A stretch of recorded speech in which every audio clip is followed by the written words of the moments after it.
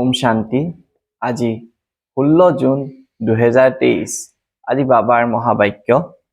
মৰমৰ সন্তানসকল, শান্তিৰ আধাৰত তোমালোকে বিশ্বত এক ধৰ্ম, এক ৰাজ্য স্থাপনা কৰা। এয়া হৈছে শান্তিৰ অহংকাৰ। আজিৰ প্ৰশ্ন, গোটেই জগতে নিজক অভিভক্ত কেনেকৈ কৰে আৰু সন্তানসকলে কেনেকৈ কৰে? উত্তৰ, গোটেই জগতে ভগৱানক সৰ্বব্যাপী বুলি কৈ নিজক অভিভক্ত কৰে আৰু সন্তানসকলে বাবা বাবা বুলি কৈ আকৌ যদি কাম অগ্নিত নিজক ভস্ম কৰে তেতিয়া অভিভক্ত হৈ যায়, মায়াৰ থাপৰ লাগি যায়। বাবাই কয়, হে অতি মৰমৰ আত্মাসকল, এতিয়া শতপ্ৰধান হোৱা, ভস্মাসুৰ নহবা। ওম শান্তি। সন্তানসকলে জানে যে আমি এতিয়া আন্ধাৰৰ পৰা পোহৰলৈ গৈ আছো। চন্দ্ৰমাৰ পোহৰ এনেকুৱা যেন সূক্ষ্ম বতন। সূৰ্য উদয় হলে তেতিয়া ই তপত হৈ যায়। চন্দ্ৰমাই শীতলতা প্ৰদান কৰে। এতিয়া এই পোহৰটো হৈছে এই দুচকুৰ বাবে। আত্মাৰো চকু আছে। আত্মাই বুদ্ধিৰূপী নেত্ৰ পায়।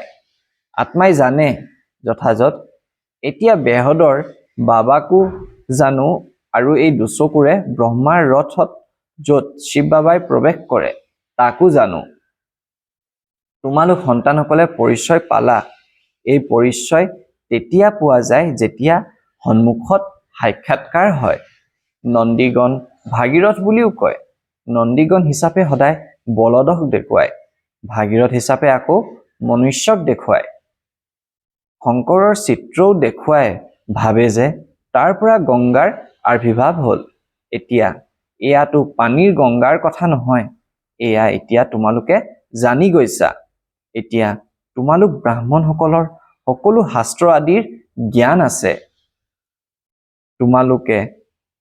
তোমালোক সকলোৱে বেদ, গ্ৰন্থ, উপনিষদ আদিৰ সাৰ বুজোৱা।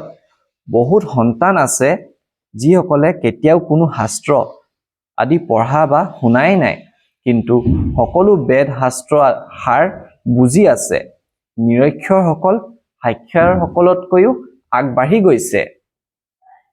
নিৰক্ষৰসকল আগত সাক্ষৰসকলেও মূৰ দোৱায়, নহলেতো নিৰক্ষৰসকলে সাক্ষৰসকলৰ আগত মূৰ দোৱায়। ইয়াত এইটো আচৰিত কথা নহয়নে? একো নপঢ়াসকলে সকলো বেদ শাস্ত্ৰ ধৰ্ম ভক্তি মাৰ্গৰ কৰ্মকাণ্ডক জানে। মনুষ্যই বানপ্ৰস্থ অৱস্থাতে গুৰুৰ শৰণ লয়। তেতিয়া গুৰুৱে বহি তেওঁলোকক শাস্ত্ৰ আদি শুনায়। তেওঁলোকে ভাবে এওঁৰ দ্বাৰা পৰমাত্মাৰ ওচৰলৈ যোৱাৰ মাৰ্গ পোৱা যায়। যেন কোনোবা পাহাৰ আছে, যিকোনো ৰাস্তাৰ ওপৰে বগাই যাব লাগে, কিন্তু এনেকুৱাটো নহয়।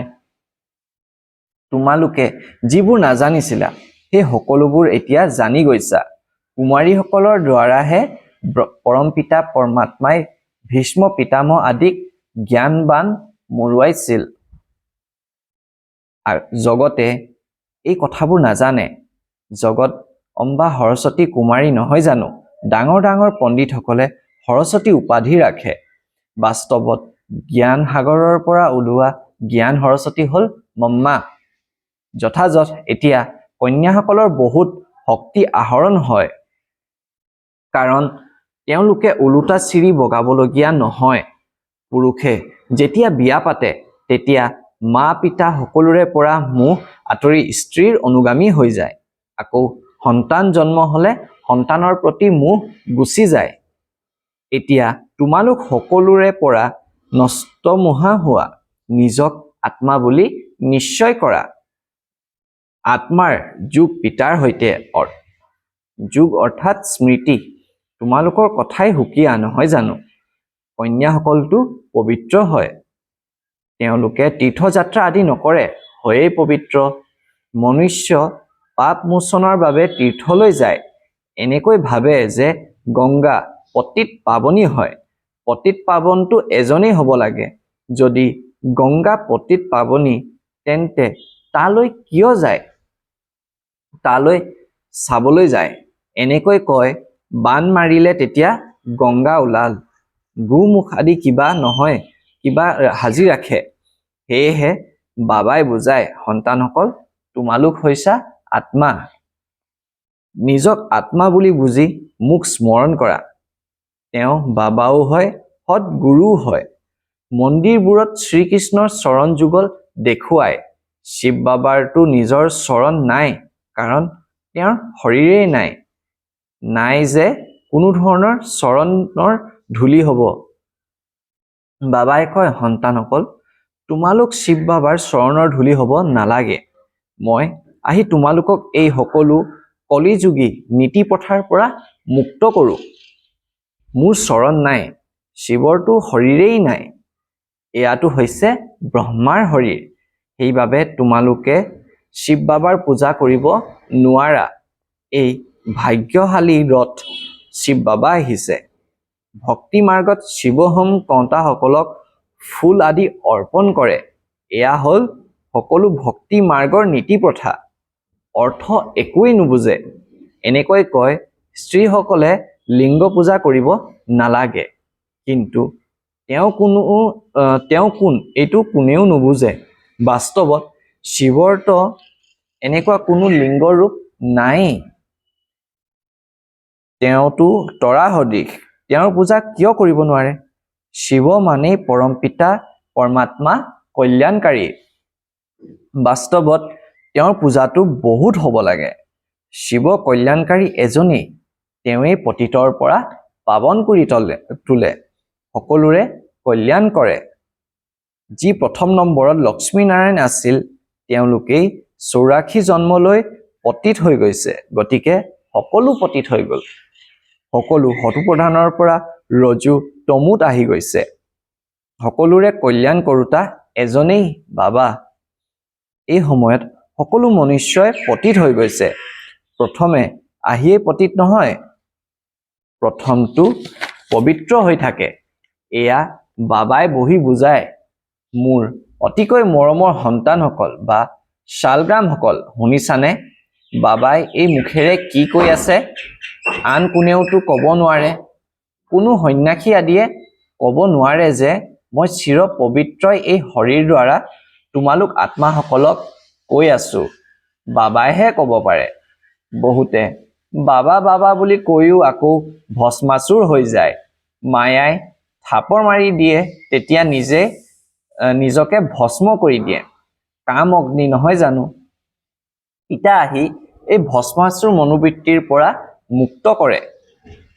বুজায়, মৰমৰ সন্তানসকল তোমালোক মোৰ সন্তান। তোমালোকে ব্ৰহ্মাণ্ডত থাকা। তাত তোমালোক অশৰীৰী হৈ থাকা। সেয়েহে কোনো সংকল্প, নেতিবাচক সংকল্প উদয় নহয়। আকৌ ভূমিকা পালন কৰিবলৈ আহা। এয়াও নাটক ৰচি থোৱা আছে। এতিয়া তোমালোকৰ প্ৰাৰব্ধ সন্মুখত আছে। এতিয়া তোমালোক হৈছা ত্ৰিকালদৰ্শী। তোমালোকৰ এই সংস্কাৰ ইয়াতেই প্ৰায় লোপ হৈ যায়। এই জ্ঞান তাত নাথাকিব। যেতিয়ালৈকে ইয়াত আছা, তেতিয়ালৈকে জ্ঞান আছে। ধৰি লোৱা কোনোবাই ইয়াৰ পৰা সংস্কাৰ লৈ যায়। সেয়া পুনৰ জাগ্ৰত হ'লে তেতিয়া সেই সংস্কাৰ অনুসৰি এই শক্তি সেনাত গৈ ভৰ্তি হ'ব। তেওঁলোকৰ ক্ষেত্ৰত অলপ ডাঙৰ হ'লেই সেনাত ভৰ্তি হৈ যায়। কোনোবা ইয়ালৈ আহিবলগীয়া হ'লে সংস্কাৰ লৈ আহিব। সেই অনুসৰি ভাল ঘৰত গৈ জন্ম ল'ব। আকৌ এনেকুৱা সংস্কাৰধাৰী শিশু ইয়ালৈ আহে, আকৌ স্বৰ্গত নতুন জন্ম ল'ব। গতিকে ইয়াৰ সংস্কাৰ সমাপ্ত হৈ যাব। পুনৰ প্ৰাৰব্ধ ভোগ কৰিবৰ কাৰণে ৰাজধানীৰ সংস্কাৰ জাগ্ৰত হ'ব। এই সংস্কাৰ লোপ হৈ যায়। বহুত সন্তানৰ পৰস্পৰ বহুত মৰম থাকে। গতিকে সেই আত্মাক দেখি আনন্দিত হৈ যায়। কিন্তু ইন্দ্ৰিয় উপন্যত হোৱাৰ কাৰণে ক'ব নোৱাৰে। ডাঙৰ হোৱাৰ লগে লগে সংস্কাৰ জাগ্ৰত হৈ যাব। পিতাই কিমান কথা বুজায়। পৰম পিতা পৰমাত্মা হয়। গতিকে বাবাৰ পৰা উত্তৰাধিকাৰী নিশ্চয় পোৱা উচিত।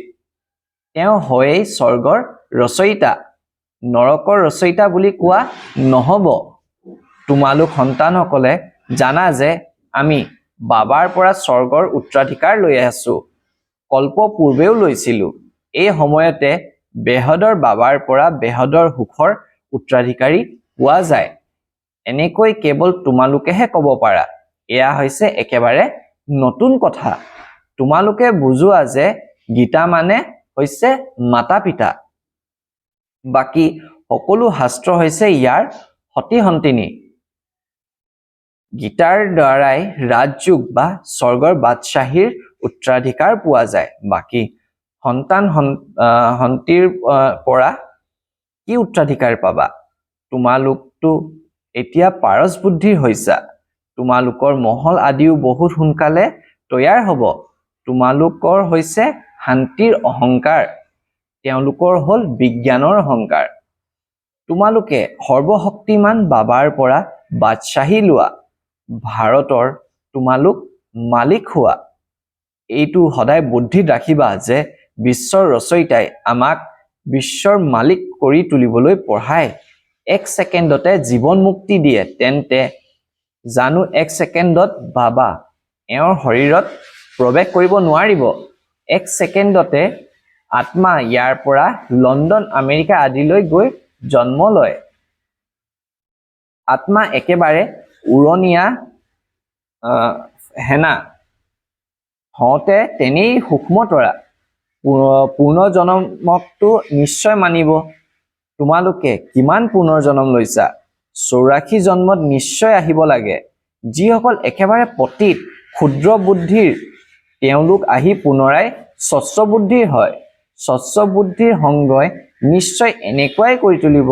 এতিয়া তোমালোক মাষ্টৰ জ্ঞান সাগৰ হৈ গৈছা। যি পিতাৰ গুণ সেয়া তোমালোকে ধাৰণ কৰা। তোমালোকেও কোৱা মন মনা ভাৱ। তেতিয়া তোমালোক আত্মা স্বচ্ছ হৈ যাবা। বাকী দিব্য দৃষ্টিৰ চাবি পিতাৰ ওচৰতহে থাকে। তোমালোক মনুষ্যৰ পৰা দেৱতা হোৱাৰ সেইকাৰণে সন্তানসকলৰতো মুকুট দেখুৱায়, নহ'লে শিশুৰ মুকুট নাথাকে। সিহঁতক ৰাজকুমাৰৰ ৰূপতহে দেখে। মাতাসকলে সাক্ষাৎকাৰত দেখে মই গৈ মহাৰাণী হ'ম। জ্ঞানৰ দ্বাৰাও বুজিব পাৰে যে এতিয়া আমি আত্মাসকল পতিত। মই কাঠমিস্ত্ৰী, মই গৰীব, এয়া আত্মাই কয়। এতিয়া তোমালোকে জানা যে শিৱ বাবাৰ দ্বাৰা আমি দেৱতা হৈ আছো। আত্মাহে পতিত আৰু পাৱন হয়। এতিয়া মই আত্মা পতিত, গতিকে তেনেকুৱাই শৰীৰো তেনেকুৱাই পতিত, খাট পৰিছে। এনেকৈ নিজৰ লগত কথা পাতি বিচাৰ সাগৰ মন্থন কৰি থকা উচিত, তেতিয়া অভ্যাস হৈ যাব। বিচাৰ সাগৰ মন্থন তোমালোক সন্তানসকলে কৰিব লাগে। শুদ্ধ কি অশুদ্ধ কি নিজক আত্মা বুলি নিশ্চয় কৰিব লাগে। মই ব্ৰাহ্মণ, শৰীৰৰ দ্বাৰা আত্মাকহে মাতে, শৰীৰক কিয় নামাতে? খোৱায়ো আত্মাইহে। বাৰু আত্মাই কেনেকৈ খাব? ব্ৰাহ্মণৰ শৰীৰ দ্বাৰা খাব, নহয় জানো? স্ত্ৰীয়ে ভাবে পতিৰ আত্মাক মাতিছো। কৰোবাৰ স্ত্ৰীৰ প্ৰতি মৰম থাকিলে তেতিয়া তেওঁৰ আত্মাক মাতে। তেতিয়া ভাবে এতিয়া এওঁক কি উপহাৰ দিওঁ। তেতিয়া তেওঁক আঙঠি বা ফুলি পিন্ধাই দিয়ে। আত্মাই হয় শৰীৰটো আহিব নোৱাৰে, বাস্তৱত আত্মাও নাহে। এয়া সকলো ড্ৰামাত নিৰ্ধাৰিত হৈ আছে। এইটো এক প্ৰকাৰৰ খেল। তেওঁলোকে ভাবে অমুক আহিছে, মই তেওঁক খোৱালো। ডাঙৰ ব্যক্তিক ধুমধামেৰে খুৱাওঁ, এইটো ৰীতি প্ৰথা। বাস্তৱত ব্ৰাহ্মণসকলে কোনো চাকৰি কৰিব নালাগে, কিন্তু আজিকালি পেটৰ কাৰণে সকলো কৰে। নহ'লেতো ব্ৰাহ্মণসকলে নিজক বহুত উচ্চ বুলি ভাবে। কিন্তু তেওঁলোক হৈছে কুশ বংশাৱলী, তোমালোক হৈছা মুক বংশাৱলী ব্ৰাহ্মণ। তোমালোকৰ বহুত মহিমা আছে। তোমালোকে এতিয়া বুজি গৈছা। আমি গোটেই সৃষ্টিৰ আদি মধ্য অন্তৰ জ্ঞানক জানো। একমাত্ৰ পিতাৰ বাহিৰে আন কাকো জ্ঞানপূৰ্ণ বুলি কোৱা নহ'ব। যাক মনুষ্যৰ পৰা দেৱতা কৰি তোলে তেওঁকো তুলি ল'ব লাগে, কিয়নো এওঁ হৈছে মাতা পিতা।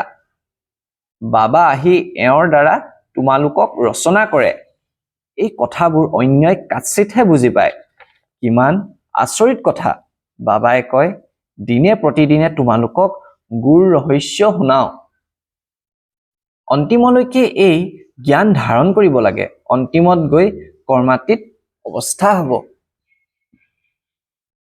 8 গৰাকী সন্মান সহকাৰে উত্তীৰ্ণ হয়। সেনাত মৃত্যুবৰণ কৰিলে পুৰা সন্মান জনায়। ইয়াত সকলোৱে পুৰুষাৰ্থ কৰি আছে। এয়া হৈছে কৰ্মাতীত হোৱাৰ দৌৰ। কোনে ভালদৰে যোগসূত্ৰ গঢ়ে আৰু ৰুদ্ৰমালাত আহে।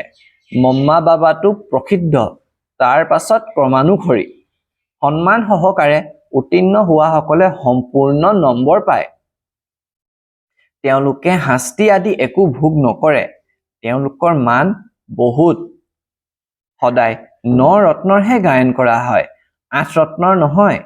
4 যোৰা হৈ যায়, বাকী মাজত এজন পিতা। তেওঁলোকে ইয়াৰ অৰ্থ বুজি নাপায়। যিয়ে যি ৰায় দিয়ে সেয়াই তৈয়াৰ কৰি দিয়ে। জৈনসকলে কিমান সৎযোগ কৰে, চুলি উঘালি পেলায়।